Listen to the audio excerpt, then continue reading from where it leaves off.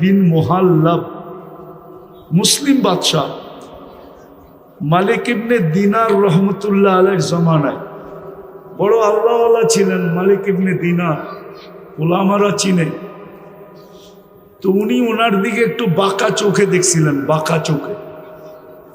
তো বাদশাহ ডাইকা জিজ্ঞাসা করছে, তুমি তো আমার রাজত্বেই থাকো, তুমি কি আমাকে চিনো না? বলছে অবশ্যই চিনি। বলছে তাহলে বাঁকা চোখে কেন দেখলা? তো বলল, শোনো, আমি তোমাকে তোমার চেয়ে বেশি চিনি। তো সে একটু আশ্চর্য বোধ করলো, আরে আমার চেয়ে আমি আমাকে যতটুক না চিনি, এই লোকটা আমার চেয়ে আমাকে বেশি কি করে চিনে? বলছে বলো। কেন আগের যুগের বাদশারা প্রতাপশালী ছিল, কিন্তু বেয়াদব ছিল না। কি ছিল না? বেয়াদব ছিল না। রাগ হয় না, পায়ে হাত রাখি। আজকাল তো মানুষ একটু ক্ষমতা পাইলে শুধু প্রতাপশালী হয় না, বেয়াদব হয়, আদব কায়দা হারায় ফেলে। ঠিক না? আদব কায়দা, কথা বলারও ঢং জানে না। তো বাদশাহ জিজ্ঞেস করলো, তুমি আমাকে আমার চেয়ে বেশি কিভাবে চিনো? তো মালিক ইবনে দিনার রহমতুল্লাহ আলাইহি বলতেছিলেন, আমা কানা আউয়ালুকা নুতফা, তোমার উৎস কি বীর্য ছিল না? তোমার তৈরি তো বীর্য থেকে, ঠিক না? আরে কি সত্য তো? দুর্গন্ধময় নিকৃষ্ট একটা পানি থেকে। তো বলছে বালা, অবশ্যই। বলছে আখেরুকা জিফা, তুমি মরে গেলে ফুলন্ত ফাটন্ত দুর্গন্ধময় একটা লাশ হবে না? বলছে বালা, অবশ্যই। বলছে বাইনাহুমা তাহমিলু কাদিরা, এই দুইয়ের মাঝে তুমি আর আমি একটা পেশাব পায়খানার টুকরি, না টুকরি বোঝেন? টুকরি পেটের ভিতরে কি? আরে বলেন না, পেশাব পায়খানা না, বুড়িতে কি আছে? মনে হয় ভালো ভালো খাওয়ান আছে, পেশাব পায়খানাই তো, ঠিক না? তো মা ইয়াজিদ বিন মুহাল্লাব বলতেছে, আরাফতানি হাক্কা, তুমি আমাকে চিনছো। এই চামচগুলো একটাও আমাকে চিনে না। চামচ চিনেন? রাধা বাদশাদের চতুর্দিকে চামচ থাকে না, চামচ। আরে চামচই কোন, চামচা কইলে আবার খারাপ শোনা যায়। সুন্দর ভাষা ব্যবহার করেন। তো বলে ওরা আমাকে চিনে নাই। আমি বুঝাইতেছিলাম, যেই মানুষটা এত সৃষ্টির ভিতরে এত ঊর্ধ্বে, সে নিশ্চয় কেন জমিনে পা রাখে? যুক্তি তো বলে, তর্ক তো বলে, বিবেক তো বলে, বুদ্ধি তো বলে, এমনকি বিদ্যা পর্যন্ত বলে যে সবচেয়ে পূর্ণতা নিয়ে ওই মানুষটাকে দুনিয়াতে আসা উচিত ছিল। কিন্তু মানুষটা কেন নিশ্চয় আসলো? কেমন নিশ্চয়? ফালা লাকা সিন্নুন তাক্তা, মার পাটের থেকে যখন আসে তো দাঁত থাকে না, কোত্থেকে কাটবে? ওয়ালা লাকা লিসানুন তানতিক, জিহ্বা থাকে কিন্তু বাক শক্তি থাকে না। ওয়ালা লাকা উযুনুন তাসমা, কান থাকে কিন্তু শ্রবণ শক্তির কার্যকারিতা থাকে না। ওয়ালা লাকা আইনুন তানদুর, চক্ষু থাকে কিন্তু দৃষ্টিশক্তির কার্যকারিতা থাকে না। ওয়ালা লাকা আকলুন তুমাইয়িজ, মগজ থাকে কিন্তু ভালো মন্দ বুঝার ক্ষমতা থাকে না। ওয়ালা লাকা কলবুন তাতাফাক্কার, দিল থাকে কিন্তু চিন্তা কি জিনিস সে জানে না। ওয়ালা লাকা ইয়াদুন তাফতিশ, হাত থাকে কিন্তু কর্ম তো দূরের কথা, ধরারই ক্ষমতা থাকে না। ওয়ালা লাকা রিজলুন তামশি, পাও থাকে কিন্তু চলার ক্ষমতা থাকে না। কুনতা সগীরা, বড় ছোট থাকে, বড় ছোট। আফসোস তো এইখানেই হয়, যুবক যৌবন পেয়ে আল্লাহকে ভুলা যায়। ভাবেই না যে মাত্র 5-6 পাউন্ডের ছিল, ঊর্ধ্বে 7 পাউন্ড, ঊর্ধ্বে 10 পাউন্ড। 10 পাউন্ডের উপরে বাচ্চা হয় না। আর 10 পাউন্ড যেই বাচ্চা, সে নর্মালও জন্ম নেয় না, তাকে সিজার করতে হয়। কেননা 10 পাউন্ডের বাচ্চা নর্মাল আসতে পারে না, তাকে সিজার করা ব্যতীত আনা যায় না। তাহলে 10 পাউন্ড। কিন্তু যুবক তো ভাবে না যে আমি একদিন 10 পাউন্ড ছিলাম। আল্লাহ তো এটাই বলে, আমা কুনতা সগীরা, তুই ছোট ছিলি। আমা কুনতা যায়ীফা, তুই কি দুর্বল ছিলি না? মার পেটের থেকে আসে তখন কেমন দুর্বল। কিন্তু বড় হইতে দেরি, অতীত বলতে তো দেরি করে না যে অতীতে আমি ছিলাম কি। কে আমাকে এত ওজন বানাইলো? 70 কেজির ওজন আমাকে কে বানাইলো 10 পাউন্ড থেকে? এটা তো ভাবে না। তো নিশ্চয়ের চিত্র দেখাইতেছি যে ছোট ছিল কতটুকু, ওয়েট ওজন ছিল কতটুকু, দুর্বল ছিল কেমন। কুনতা জাহিলা, তুমি বড় অজ্ঞ ছিল, অজ্ঞ। এই নিশ্চয় মানুষ কেন আসে? আবারও বলতেছি, অথচ সৃষ্টির সেরা আল্লাহ মানুষকে একটা মেসেজ দিতে চান, মেসেজ। এই জন্য নিশ্চয় নিয়ে আসছে। কেনটা এই মেসেজটা কোনো সৃষ্টির দরকার নাই, কোনো সৃষ্টির এই মেসেজের প্রয়োজন নাই। প্রয়োজন নাই কেন এটাও বুঝাইতেছি। কোনো সৃষ্টির ভোগ অধিকার নাই। সৃষ্টি ভোগ যদি করেও তাহলে মানুষের জন্য করে। সৃষ্টি বাঁচে যদি মানুষের জন্য বাঁচে। সৃষ্টির অস্তিত্ব মানুষের জন্য। মানুষ না হইলে এই সৃষ্টির দরকার ছিল না। সূর্যের আলো দরকার ছিল না, চাঁদের কিরণও দরকার ছিল না, নদী প্রবাহমান হওয়াও দরকার ছিল না, সমুদ্রের তরঙ্গ মারাও দরকার ছিল না। এটা খোলার সময় এখন নাই। আর এই হইহুল্লার ভিতরে যে বুঝে আসবে এমনও না, যদি খুলিও তাইলে বুঝে আসবে না। এটার জন্য খুব নির্জনতা চাই, খুব ধ্যান চাই, তাইলে হয়তো বুঝে আসতে পারে যে সব সৃষ্টি মানুষের জন্য। সব সৃষ্টি মানুষের জন্য। মানুষ না হইলে কিচ্ছু হতো না, কিচ্ছু প্রয়োজনও ছিল না। তো যেটা বুঝাইতেছিলাম, মানুষ নিশ্চয় আসে কেন? শুধু একটা মেসেজ দেওয়ার জন্য। এই মেসেজটা কোনো সৃষ্টির দরকার নাই, প্রয়োজন নাই। এই জন্য সব সৃষ্টিকে আল্লাহ পূর্ণতা দিয়ে অস্তিত্ব দেন। শুধু ওই মেসেজটা বোঝার জন্য মানুষকে নিশ্চয় অস্তিত্ব দেন, নিশ্চয়। শুধু একটা মেসেজ বোঝানোর জন্য। আর মেসেজটা এই জন্য বুঝাইতেছিলাম, কোনো সৃষ্টির ওই মেসেজের প্রয়োজন নাই। কেননা ভোগ অধিকার নাই। কোনো সৃষ্টির জীবনের ফলাফল নাই, প্রতিদান যাকে বলে, প্রতিদান নাই। কোনো সৃষ্টি প্রতিদান পাবে না। এমনকি ফেরেশতা পর্যন্ত প্রতিদান পাবে না। কোনো সৃষ্টি জান্নাত জাহান্নামে যাবে না। শুধু একমাত্র মানুষই জান্নাতে যাবে, জাহান্নামে যাবে। উকুদুহান নাস ওয়াল হিজারা, কুরআন বলে শুধু মানুষ জাহান্নামের ইন্ধন হবে।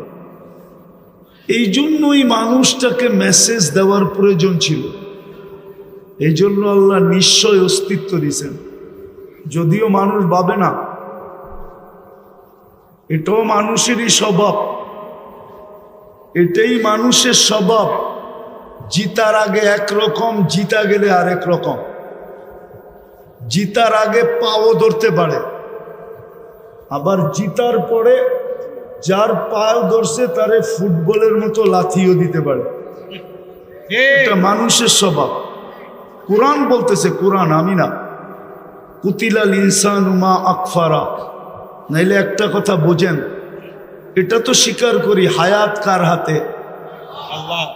মৌত আল্লাহ। সুস্থতা আল্লাহ। অসুস্থতা আল্লাহ। সর্বকিছু কার হাতে? আল্লাহ। যেই মানুষটা বলে আল্লাহ ডাকলে ও মসজিদে যায় না কি করে? আচ্ছা বলবেন মসজিদটা ছোট, এত মানুষের সংকুলন হবে না, বলুক এই কাউন্টারে জামাতে দাঁড়ায় কিনা, নামাজ পড়ে কিনা, অথবা এই রোডে দাঁড়ায় কিনা, বলেন কয় পার্সেন্ট মানুষ নামাজ পড়ে? তাহলে বোঝা গেল মানুষের মতো অকৃতজ্ঞ কোনো প্রাণী নাই। বিশ্বাস করে যে মৌত আল্লাহর হাতে, মৌত হায়াত আল্লাহ। নাইলে প্রবাদ বাক্য কেন আসলো, রাখে আল্লাহ মারে কে? এ তো মিডিয়ালারও লেখে মাঝে মাঝে যে রাখে আল্লাহ মারে কে, মারে আল্লাহ রাখে কে। বিশ্বাস তো করে, কিন্তু আল্লাহ ডাকলো, কে ডাকলো? আল্লাহ। আজান কার ডাক? আল্লাহ। আল্লাহ ডাকলো। ও বিশ্বাস করে আমার হায়াত আল্লাহর কাছে, হাতে, মৌত আল্লাহর হাতে, আমার কর্ম আল্লাহর হাতে, আমার সুস্থতা আল্লাহর হাতে, আমার এভরিথিং আল্লাহর হাতে। বুঝলাম নাস্তিক যারা ওরা মানে না, কিন্তু আমরা তো নাস্তিক না। নাস্তিক না, আল্লাহকে মানি না, স্বীকার করি না। অবশ্যই। তাহলে আমরা কেন ডাকে আসি না? আমাকে যুক্তি দিয়া বুঝান, ও কেন আসে না? তাহলে বোঝা গেল আল্লাহর কথা সত্য। মানুষ তোর চেয়ে অকৃতজ্ঞ কেউ নাই। মানুষ সবচেয়ে অকৃতজ্ঞ। কুতিলাল ইনসানু মা আকফারা। অকৃতজ্ঞতা মানুষকে খায়া ফেললো। এই জন্য আল্লাহকে ডেলি ধ্বনি দিতে হয়, ধ্বনি। কোরআনের মাধ্যমে আল্লাহ প্রত্যেকের কানে ধ্বনি দেন, আওয়াজ দেন। মা গর্রাকা বিরাব্বিকাল কারীম। দয়ালু আল্লাহর থেকে তোকে বিমুখ করলো কে? এত দয়ালু আল্লাহ। চলেন দয়ার একটা দৃষ্টান্ত দেখাই, দয়ার একটা দৃষ্টান্ত দেখাই। এক কোম্পানি নিয়ে আসেন এখান থেকে আমাকে, যে কোনো প্রতিবন্ধীকে চাকরিতে রাখছে। অনেকগুলা কোম্পানি, ওই মাথা থেকে এই মাথা পর্যন্ত পরিবহনের, ঠিক না? জি। একটা কোম্পানি নিয়ে আসেন, সে একজন প্রতিবন্ধীকে কর্মচারী হিসাবে রাখছে, মাসের শেষে তাকে একটা বেতন দেয়।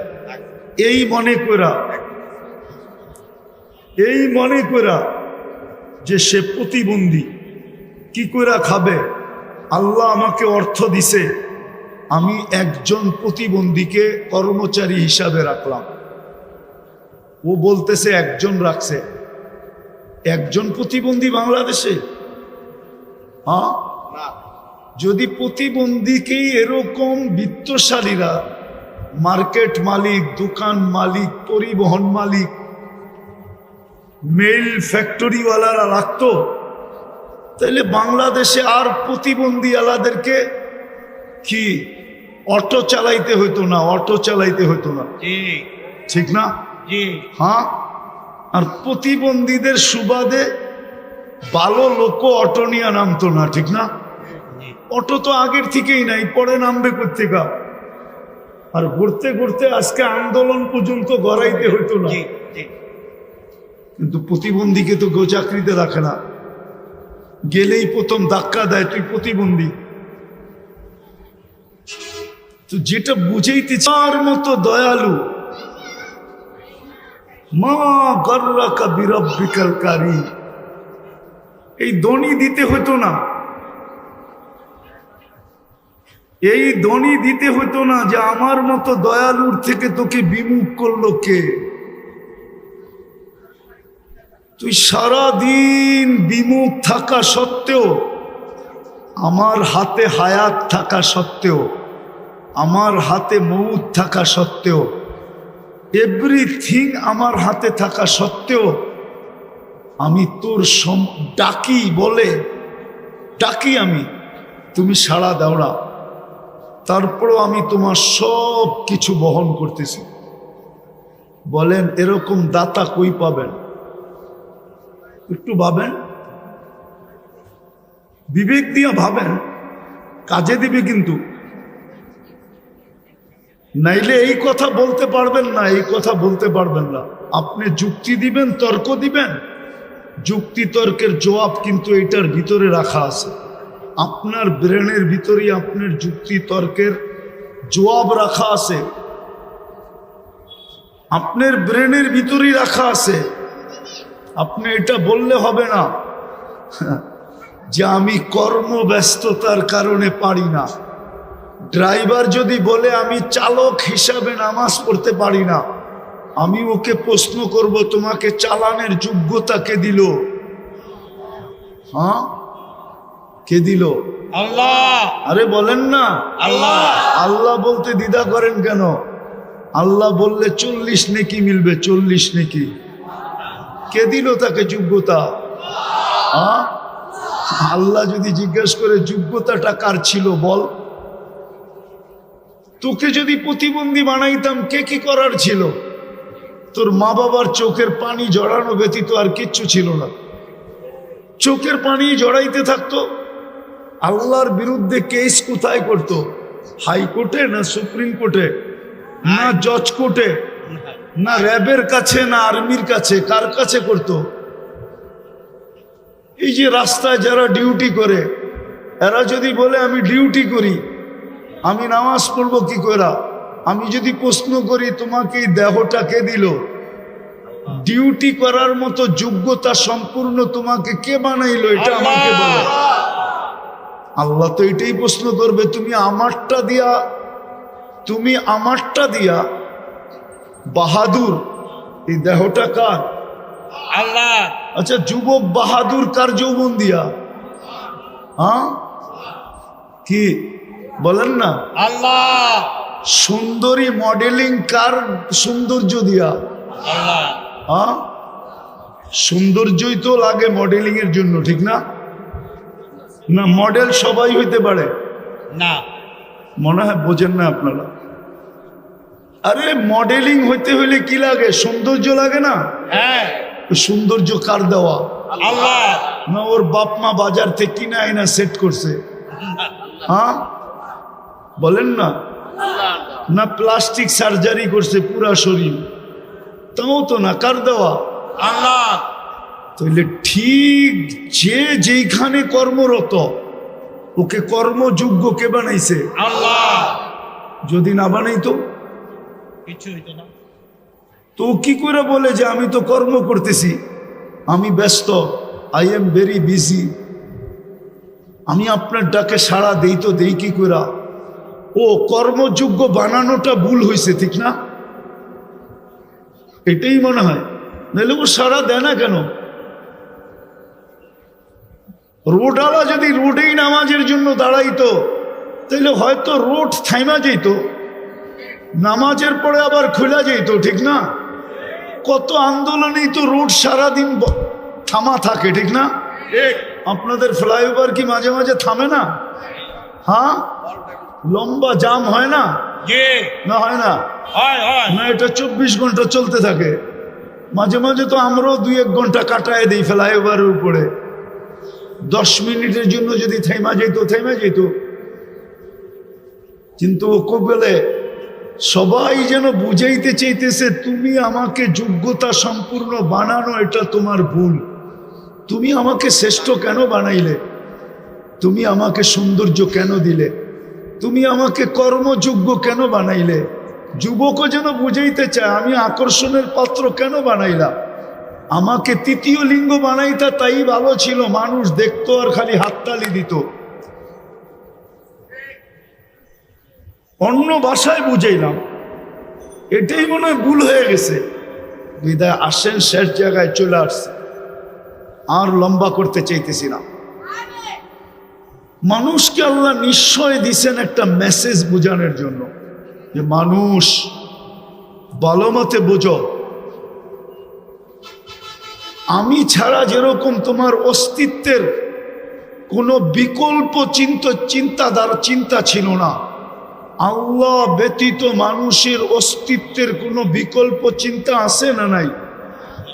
আছে? আল্লাহ ছাড়া মানুষকে অস্তিত্ব দিতে পারবে? জি না, কোনো বিকল্প চিন্তা আছে? জি না।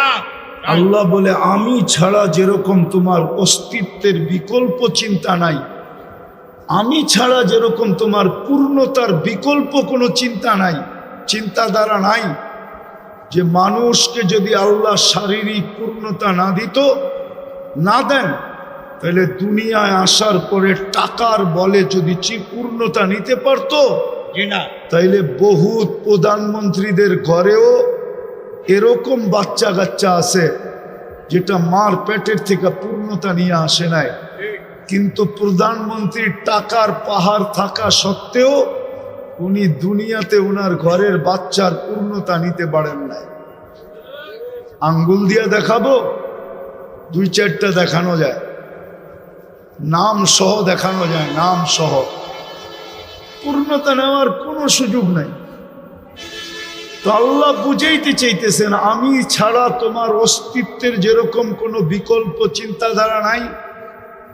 মানুষ চিন্তা করছিল, চিন্তা যে মার পেট ছাড়া টেস্ট টিউব বেবি বানাবে, টিউবের ভিতরে বানাবে, টিউবের ভিতরে, মার পেট ব্যবহার করবে না। কিন্তু বিজ্ঞান বানাইছিলেন, কিন্তু পরে দেখছেন যে এটা দিয়া কোনো কর্ম করা যাবে না। যেরকম যদি বুঝাই, বুঝবেন কিনা জানি না, ঢাকা শহরে বাস করেন তো, গ্রামগঞ্জে যান না, কোত্থেকে বুঝবেন? গ্রামে অবেলা যদি মেয়ের জামাই আসে তো শ্বশুর শাশুড়ির মুরগি ধরতে যায়া, গ্রাম্য মুরগি ধরতে যায়া, দেশি মুরগি ধরতে যায়া মাঝে মাঝে কাপড়ও খুলা যায়, মনে হয় বোঝেন না। আর পোলট্রি যেটা ফার্মের, ওইটা নড়ে আর চড়ে, নড়ে আর, ওইটা না হাঁটে না দৌড়ায়, ও বইয়েই থাকে, ঠিক না? তো বিজ্ঞান দেখছে বাচ্চা তো হবে, কিন্তু ওইটা দিয়ে কর্ম করা যাবে না, বাস চালানো যাবে না, বন্দুক চালানো যাবে না, প্লেন চালানো যাবে না, দুনিয়ার কোনো কাজ করা যাবে না। ওইটার নাম দিতে হবে পোলট্রি বাচ্চা। পোলট্রি কি? ওটা নড়বো আর চড়বো, ঠিক না? তো বিজ্ঞান কানে দইরা তওবা করে ফেলছে, এখন আগের জায়গায় চলে আসছে যে আল্লাহ ব্যতীত অস্তিত্ব দেওয়ার কোনো বিকল্প নাই, আল্লাহ ব্যতীত পূর্ণতা দেওয়ার কোনো বিকল্প নাই। টাকার বলে পূর্ণতা নেওয়া যায় না। তো সব যখন আল্লাহ দেন, তাইলে ওই ব্যক্তিটাকে যখন আল্লাহ ডাকে তো আসে না কেন? কেন আসে না বলেন? এই জন্যই তো বলছে মানুষের মতো অকৃতজ্ঞ কেউ নাই, নিমক হারাম কেউ নাই। মানুষের চেয়ে নিমক হারাম কোনো জাতি নাই, মানুষের চেয়ে অকৃতজ্ঞ কোনো জাতি নাই, মানুষের চেয়ে কপাল পোড়া কোনো জাতি নাই। বরং দেখা যায় মাঝে মাঝে কিতাব ঘাটলে দেখা যায় মানুষের চেয়ে নিকৃষ্ট কেউ নাই। হ্যাঁ, শুকরও মাঝে মাঝে সকালবেলা ঘুমের থেকে উঠা বলে মালিক চোখটা খুলবো, কিন্তু কোনো বেনমাজির উপরে যেন দৃষ্টিটা না পড়ে। আল্লাহ জিজ্ঞেস করে কেন? বেনমাজি আমার চোখে আমার চেয়ে নিকৃষ্ট। তো যুক্তি জিজ্ঞাসা করে, কোন যুক্তিতে? আমি তো উঠেই তোমার প্রশংসা করি, আর তুমি ওকে ডাকো, তারপরে ও আসে না। তুমি ওকে ডাকো, আর আল্লাহ ডাকে কেন? এক গাদা জিনিস দেওয়ার জন্য ডাকে, এক গাদা। হায়, মুসলমান যদি নামাজ পড়তো, তাহলে আমার বিশ্বাস ঢাকা শহরে এত ক্লিনিক হতো না। আমার বিশ্বাস এত লম্বা ঘন্টায় ঘন্টায় সিরিয়াল দিয়ে বসে থাকতে হতো না। আর আমার বিশ্বাস ডাক্তারদের পোয়া বারো হতো না। যদি মুসলমান নামাজ পড়ার মতো পড়তো, কেননা নামাজের ভিতরে আরোগ্যতা রাখা আছে, শেফা। আপনি বলবেন হুজুররা অসুস্থ হয় কেন? আমিও বলবো আমিও ওই নামাজ পড়ি না যেরকম পড়ার দরকার, আর পড়লে আল্লাহ রসুলের কথাই সত্য। সল্লি, পড়ো, ফাইন্না ফিস সালাতি শিফা, নামাজ পড়ো, নামাজের ভিতরে আরোগ্যতা রাখা আছে। যদি পড়ার মতো পড়তো তো কথা শুরু ছিল মানুষকে কেন নিশ্চয় অস্তিত্ব দেন, মেসেজ দেওয়ার জন্য। যেরকম মানুষ, আমি ছাড়া তোকে অস্তিত্বে আনার কোনো বিকল্প রাস্তা নাই, আমি ছাড়া পূর্ণতা দেওয়ার বিকল্প কোনো রাস্তা নাই, ঠিক তদ্রূপ আমি ব্যতীত ভালো মতে বোঝ, তোর এই জীবনটা, ছোট জীবনটা গুছানের কোনো বিকল্প রাস্তা নাই। গুছানো বোঝেন? জি। এই 60-70 বৎসরের জীবনটা যদি গুছায়া চালাইতে চাস, একটু সুখ শান্তির সাথে যদি চালাইতে চাস, কাটাইতে চাস, এই জন্য বাংলায় একটা প্রবাদ বাক্য আছে, পরিশ্রম ধন আনে। এটা আমিও মানি, পরিশ্রমে ধন আনবে কিন্তু সুখ আনতে পারবে না। বাংলায় প্রবাদ বাক্য আছে, পুণ্যে আনে সুখ। কি পুণ্য বোঝেন? কি নেকে আনে সুখ। আল্লাহ সুখ দেয়, আল্লাহ সুখ দেয়। যদি ধনী সুখ দিত তাইলে ওই ধনী কেন নিজের মাথায় পিস্তল রেখা নিজেই গুলি করত? ও তো ধনী ছিল, ওকে আমার চেয়ে বেশি আপনারা চিনেন না। আমি চিনি ওর ছেলে কই থাকে, আমি চিনি ওর মেয়ে কই থাকে, আমি চিনি ওর স্ত্রী কোথায় থাকে, আমি চিনি ওর কতটুকু আছে কতটুকু নাই, আমি চিনি ওকে, কাছের থেকে চিনি। না চিনতাম, দনই যদি সুখ আনতো তাইলে ঐশী তো ডেলি প্রতি মাসে 1 লক্ষ টাকা হাত খরচ পাইতো। ঐশী যে এখনো জেলখানায় আছে, সে তো প্রতি মাসে 1 লক্ষ টাকা হাত খরচ পাইতো। ছোট একটা মেয়ে, ও 1 লক্ষ টাকা খায় না, চাবায়া খাইতো। ও 1 লক্ষ টাকা খায় কি করে?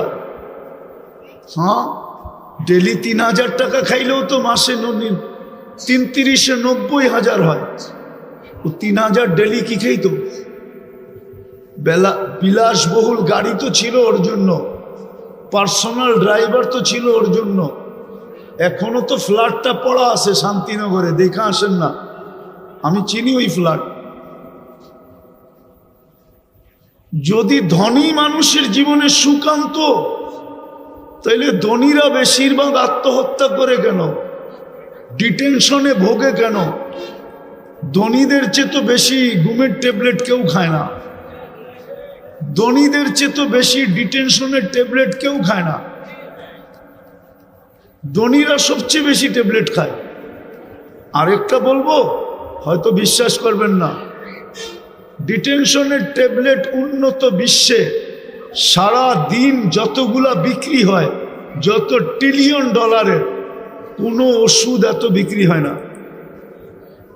আমি তো ঘুরা বলতেছি, ঘুরা আমেরিকা যায়া বলতেছি, কানাডা যায়া বলতেছি, ইংল্যান্ড, ইউরোপ, অস্ট্রেলিয়া, জাপান, শুধু বাকি আছে নিউজিল্যান্ড। বাকি সব ল্যান্ডে যায়া বলতেছি। তাইলে ওরা কেন এত বেশি ট্যাবলেট খাইতো ঘুমানের? মুসলমানের ঘুম দেখা কেন মুসলমান হইতো?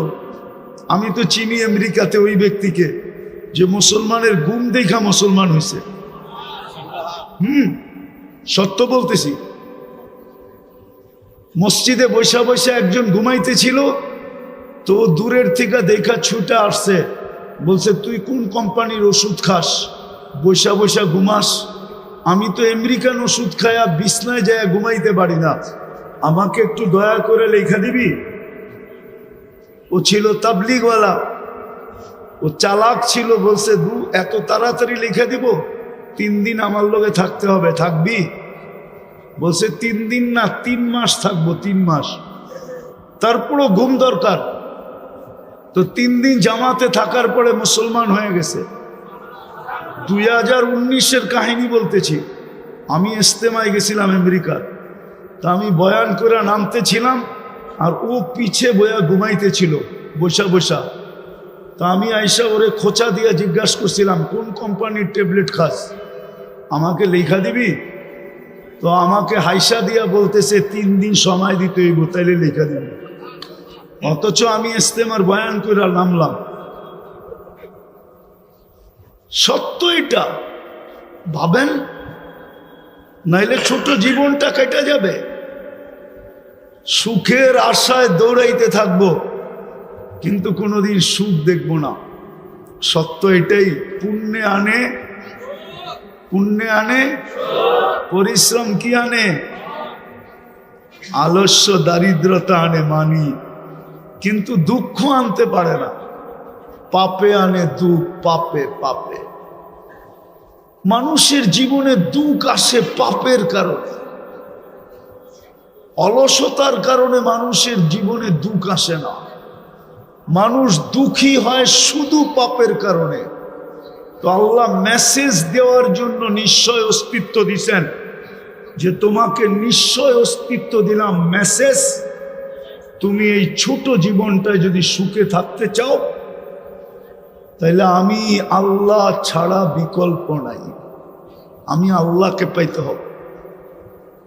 যেমন দেখাইলাম, অস্তিত্ব আল্লাহ ব্যতীত বিকল্প, পূর্ণতা আল্লাহ ব্যতীত বিকল্প, সুখ আল্লাহ ব্যতীত বিকল্প নাই, কোনো কিছুই আল্লাহ ব্যতীত বিকল্প নাই।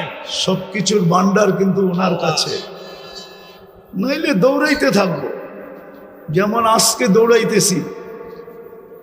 রাত্রেও তো এখান দিয়া যাই, রাত্রেও যাই, 2টা 3টা 4টা বাজে, দেখি এই কাউন্টারগুলা সব খোলা, কর্মরত মানুষগুলা এখানে ব্যস্ত, চা বিক্রি হইতেছে, এটা হইতেছে, সেটা হইতেছে। সবাইকে যদি জড়ো করে জিজ্ঞাসা করি, রাত্রটা তো ঘুমের জন্য ছিল, তুমি কেন সজাগ? রাত্রটা তো ঘুমের জন্য ছিল। রাত্রের 1 ঘন্টা ঘুম দিনের 5 ঘন্টার ঘুমের সমান হয় না। ওয়াজআলনা লাইলা লিবাসা ওয়াজআলনা নাওমা সুবাতা।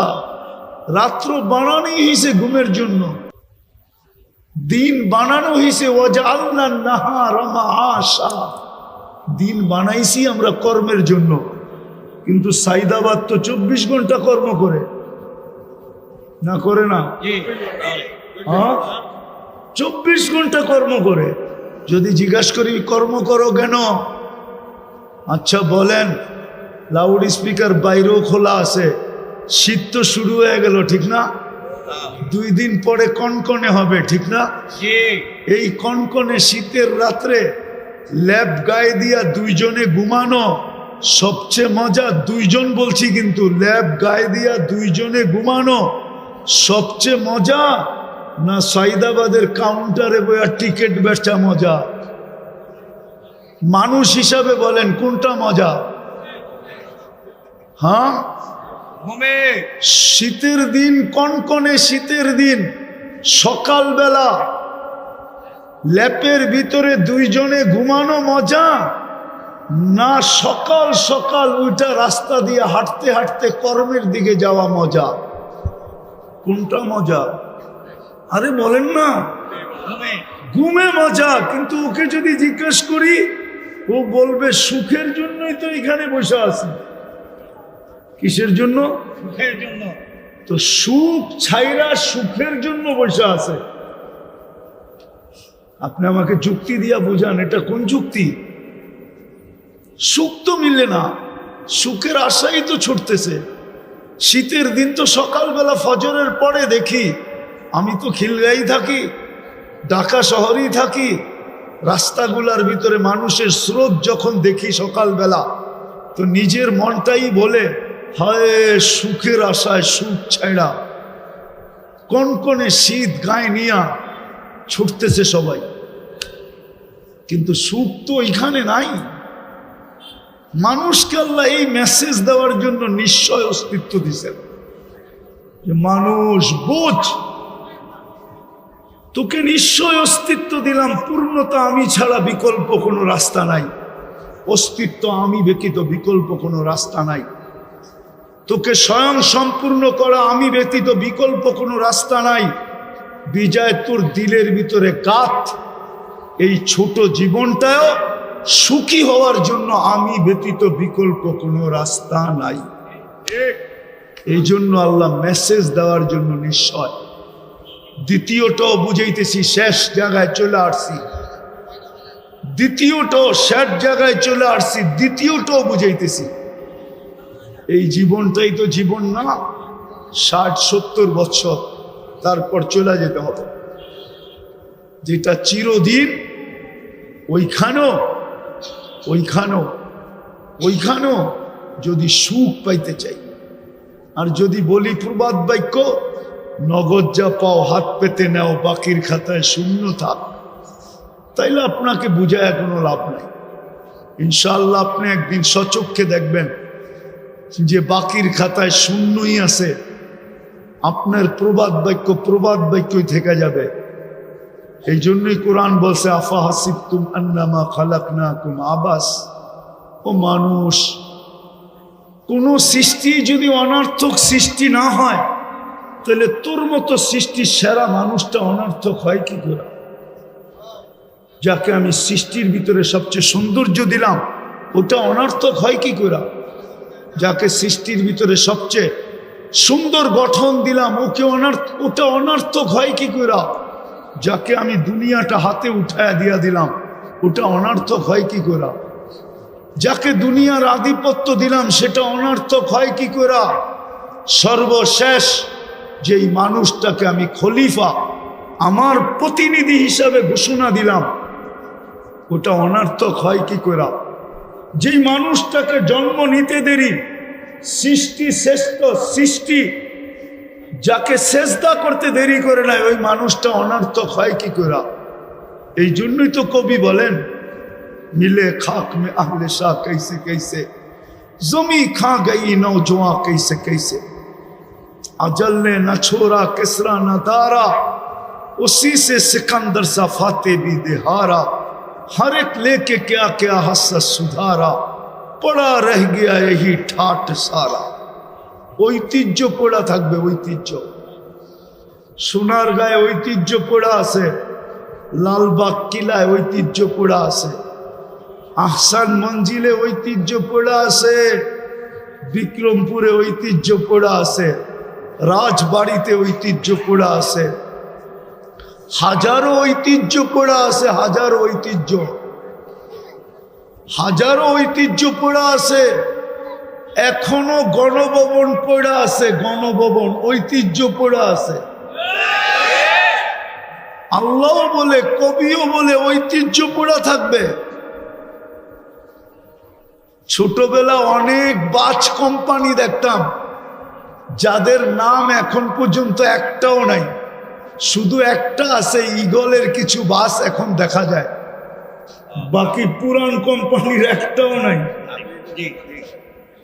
শুধু ঈগলটা দেখা যায়। ছোটবেলার বাসের কোম্পানির কথা বলতেছি। বড় দাপট ছিল, বড় দাপট ছিল। রাগ হয়ে যাবেন বললে? না, পরিবহন রাগ হয়ে যাবে। বলবো, পরিবহনগুলার ব্যবহারে মনে হয় এরা যাত্রীকে বিনা পয়সায় নিয়ে যায়, বিনা পয়সায়। এরকম রাব ব্যবহার করে, কাউন্টার থেকে নিয়া পায়ে হাত দিয়া বলতেছি, রাগ হয়েন না, কন্ট্রাক্টর থেকে নিয়া সবাই এরকম রাব ব্যবহার করে, মাঝে মাঝে মনে হয় বিনা পয়সায় নিয়ে যায় কি, কিন্তু আসলে এদের পরিবহন চলে তো জনগণের মাধ্যমে, ঠিক না? জনগণ যদি বলে আমরা 11 নম্বর পরিবহন ব্যবহার করব, আজকের থেকে কোনো পরিবহনই ব্যবহার করব না। 11 নম্বর চিনেন? দূর মিয়া, এটাও চেনেন না, ঠিক না? এই দুইটা পাও, এটা হলো 11 নম্বর। 11 নম্বর 11 নম্বর পরিবহন ব্যবহার করব, আর কোনো পরিবহনই ব্যবহার করব না। তাইলে দেখেন আপনাদের জনগণের পাও ধরে কেমনে।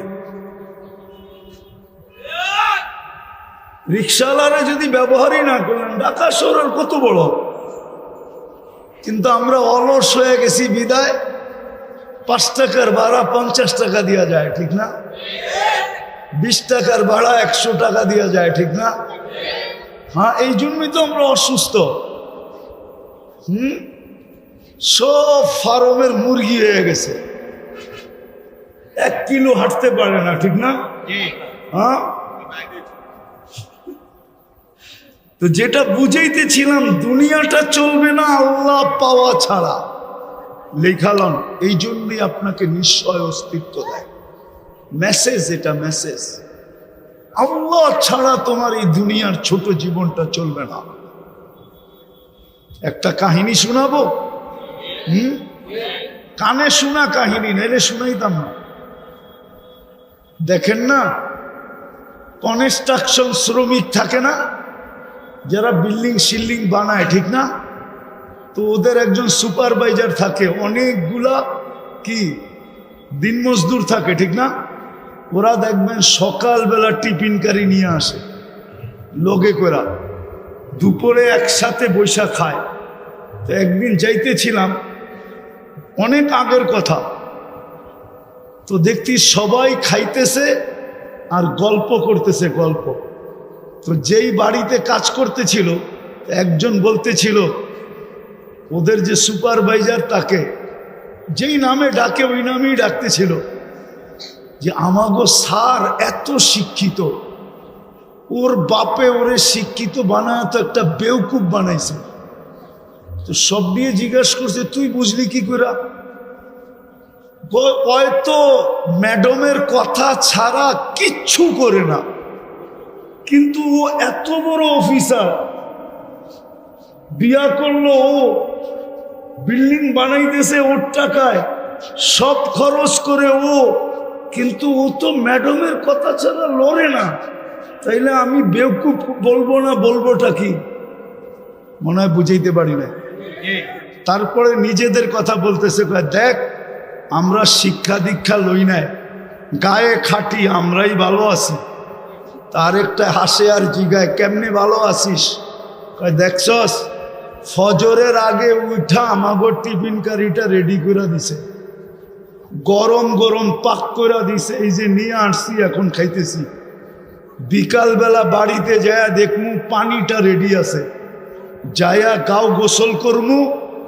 তারপরে বউ বলবে ছেলে পেলেকে, তোরা একটু দূরে যা, তোর আব্বা সারাদিন খাইতে আইছে, একটু আরাম করো। তোরা যদি বিরক্ত করস তাহলে আরাম করতে পারবে না, কালকে আবার কাজে যাইতে হবে। যদি অসুস্থ হয় তাহলে সংসার চলবে না, তোরা একটু দূরে যা, তোর আব্বা আরামে ঘুমা। তারপরে বউ আইসা একটু গায়ে পায়ে তেল লাগায় দেয়, তাইলে আমরা বালা আসি না তো সারে বালা আছে? সারে তো সারাদিন কথা সারা লড়েই না। বুঝাইতে পারি না। এই জীবনটাও আল্লাহ চাওয়া ছাড়া চলবে না, আর আখেরাতটা তো চলবে না, চলবেই না। এই জন্য আসেন আজকের থেকে তওবা কইরা, বেশি করতে হবে না, বেশি। আমাদের আল্লাহ এরকম না যে বেশি করতে হবে। আজকে তো শ্রমিকরে খাটায় 12 ঘন্টা, বেতন দেয় 8 ঘন্টার, 8 ঘন্টার, ঠিক না? না 8 ঘন্টার দেয় না, 12 ঘন্টার দেয়। নাইলে এত আন্দোলন বেতনের লেগে কেন হয়? মালিক পক্ষ মনে করে আমি তো বিল্ডিং মাত্র নিউ ইয়র্কে একটা বানাইলাম, আর বাকি তো কানাডা রয়েই গেল, অস্ট্রেলিয়া রয়ে গেল, ইংল্যান্ড রয়ে গেল, নিউজিল্যান্ড রয়ে গেল, জাপান রয়ে গেল, দুনিয়ার বড় বড় জায়গায় বিল্ডিং বানানো রয়ে গেল। তোকে এত বেতন দিমু কেন? আমি আগে বিল্ডিং বানায় লই, ঠিক না? তাইলে শ্রমিকের আন্দোলন হইতো কেন? মালিক পক্ষ যদি মনে করত যে শ্রমিকের মাধ্যমেই আমার এই কি আমার এই অবস্থান, শ্রমিক না হইলে তো আমার এই অবস্থান হইতো না। শ্রমিক যদি না পাইতাম তো আমি ফ্যাক্টরি খুলতাম কোত্থেকে? শ্রমিক যদি না হইতো আমি পরিবহন চালাইতাম কোত্থেকে? সে যদি শ্রমিককে এহসান মোহসেন মনে করত, তাইলে তো শ্রমিকের উপরে নির্যাতন হইতো না, শ্রমিক আইনের প্রয়োজন ছিল না। রাগ হয় না মালিক পক্ষ আবার। তো যেটা বুঝাইতেছিলাম আল্লাহ পাওয়া ছাড়া আমাদের জীবনটা চলবে না। আল্লাহ বেশি চান না। আল্লাহকে রাজি করা অনেক সহজ। শুধু একটা জিনিসই যদি আজকে করতে পারি, প্রথমে যদি তওবা করতে পারি, নিজেকে তওবায় অভ্যস্ত বানাইতে পারি, যে আমি সকাল বিকাল যখনই মনে উঠব তখনই মুখ দিয়া বলবো আল্লাহ আমার তওবা, আল্লাহ আমি তওবা করলাম। আল্লাহ তওবা খুব পছন্দ করেন। দ্বিতীয়, এই উম্মতের জন্য বেশি কিছু করতে হবে না, 5 ওয়াক্ত নামাজ পড়লেই যথেষ্ট। পারবেন পড়তে? পাক্কা পারবেন? নামান। আর একটা পরিবেশকে টিকায় রাখতে হবে, তাইলে দেখবেন আমরা সমস্ত বিপর্যয়ের থেকে বেঁচে থাকব। যেমন বাংলাদেশ বেঁচে আছে শুধু একটা কারণে, নাইলে বাংলাদেশের বিপর্যয়ের কথা পেপারে একবার আসে নাই, একাধিকবার আসছে। মিডিয়ায় হাজারো বার বলছে যে বাংলাদেশে বিপর্যয় ঘটবে, কিন্তু বাংলাদেশে কোনো বিপর্যয় আজ পর্যন্ত ঘটে নাই। আর আমার বিশ্বাস পরিবেশ যতদিন থাকবে অতদিন ঘটবে না। করোনার সময় সবাই চিৎকার দিছে বাংলাদেশের মতো বিপর্যয় কোথাও হবে না। আপনারা ব্যারিস্টার সুমনের বয়ান শুনছেন করোনার সময়? ওর বয়ান দেখেন। করোনার সময় ও চ্যালেঞ্জ করে বলছে বাংলাদেশের মতো বিপর্যয় কোথাও ঘটবে না। বাংলাদেশে মাটি দেওয়ার মতো লোক পাওয়া যাবে না, কিন্তু করোনায় বাংলাদেশে কোনো বিপর্যয় ঘটে নাই। বাংলাদেশে 7.8 ভূমিকম্প আসছিল। আজ 2013 অথবা 14 31 নাইটের পরের দিন সকাল 5:05 কোনো বিপর্যয় ঘটে নাই। অথচ তুর্কিতে 1.5 লক্ষ লোক মারা গেছে। এই একই স্কেলের ভূমিকম্প, এক শহর মাটির সাথে মিশা গেছে। এরকম শতবার বাংলাদেশে 10 নম্বর মহাবিপদ সংকেতের ফ্ল্যাগ উড়ানো হয়েছে। কেননা আবহাওয়াবিদদের কাছে 10-এর উপরে কোনো সংখ্যা নাই। বিদায় বাংলাদেশে কোনো বিপর্যয় ঘটে নাই, ঘটবে না। শুধু 2টা পরিবেশের কারণে বা একটা পরিবেশের কারণে, মসজিদ, মাদ্রাসা, আলেম, ওলামা, শুধু এই পরিবেশটার কারণে। আমি ঘুরা বলতেছি, কিন্তু আমার কথা হয়তো আমার শিক্ষিত সমাজ মানবে না।